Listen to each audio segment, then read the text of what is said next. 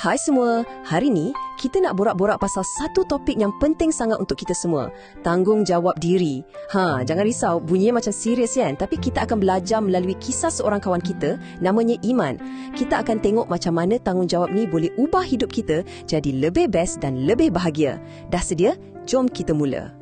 Okey, kita mulakan dengan satu situasi yang saya rasa ramai antara kita pernah lalui, terutamanya pada pagi hari Isnin.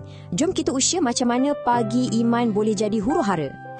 Alamak, jam loceng dah bunyi banyak kali, tapi Iman sedap je lagi tidur. Tiba-tiba dia buka mata. Silau, matahari dah tegak. Habislah, dah lambat nak ke sekolah. Terus jadi panik. Dan dalam keadaan kalut-kalut tu, dia teringat satu benda yang lagi seram. Kerja sekolah. Bukan setakat tak jumpa, tapi memang belum siap pun lagi. Inilah padahnya bila kita tak urus masa kita betul-betul. Cuba jujur, pernah tak rasa terkejar-kejar macam Iman ni? Pagi yang sepatutnya relax, dah jadi macam dalam filem aksi. Memang tak best langsung kan perasaan tu? Semua ni sebenarnya berpunca daripada satu benda je, tanggungjawab diri. Jom kita fahamkan apa benda ni sebenarnya. Jadi, apa sebenarnya ubat untuk pagi yang kelam kabut tu? Senang je jawapannya. Kita kena faham dan amalkan tanggungjawab diri. Jom kita tengok apa maksud sebenar tanggungjawab diri ni. Senang cerita macam Mila. Tanggungjawab diri ni maksudnya kita tahu apa yang patut kita buat dan kita buat benda tu tanpa perlu mak ayah atau cikgu bising-bising. Ia datang dari dalam diri kita sendiri sebab kita sedar itu yang terbaik untuk kita. Okey, tanggungjawab diri ni ada 4 yang utama. Nombor 1, jaga kesihatan. Makan, tidur, bersenam, semua itulah. Kedua, jaga kebersihan. Barulah rasa segar dan yakin. Ketiga, jaga keselamatan diri. Sentiasa fikir dulu sebelum buat apa-apa. Dan yang keempat, yang paling penting untuk kita sekarang, laksanakan tugas kita sebagai seorang murid.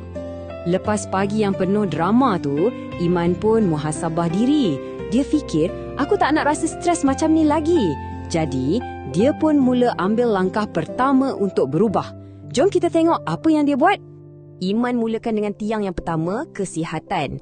Dia mula makan ikut jadual, tidur awal sikit dan petang-petang dia keluar bersukan. Nampak macam benda biasa kan? Tapi sebenarnya bila badan kita sihat, otak kita pun jadi lagi tajam dan senang nak belajar.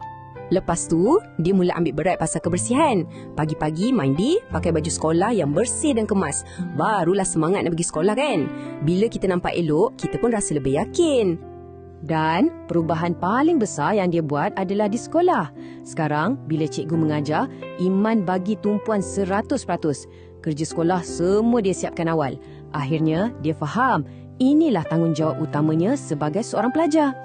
Jadi, berbaloi tak semua usaha Iman tu? Hidup dia jadi lagi bagus ke? Mestilah. Jom kita tengok apa ganjaran hebat yang kita boleh dapat bila kita pilih untuk jadi orang yang bertanggungjawab. Cuba tengok ni, semua ni saling berkait tau.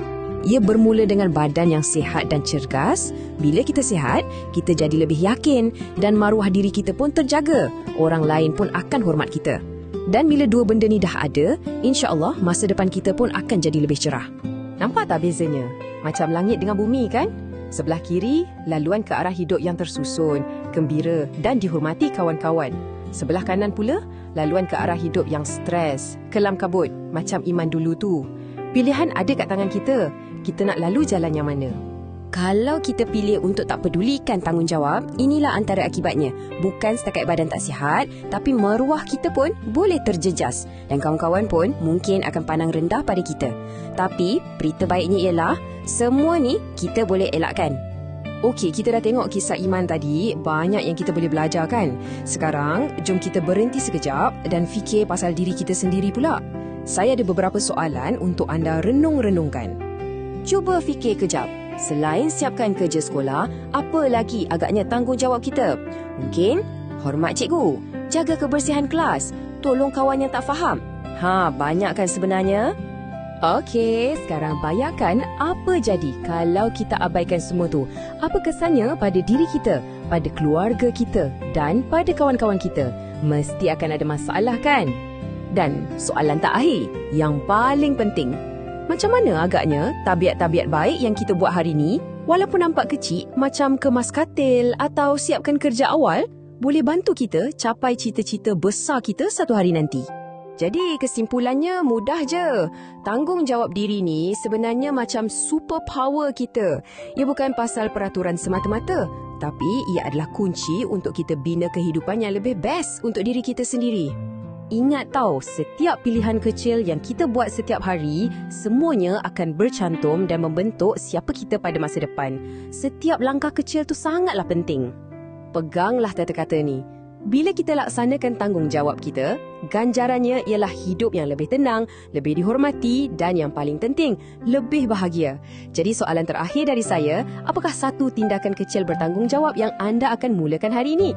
Fikir-fikirkan ya. Terima kasih semua.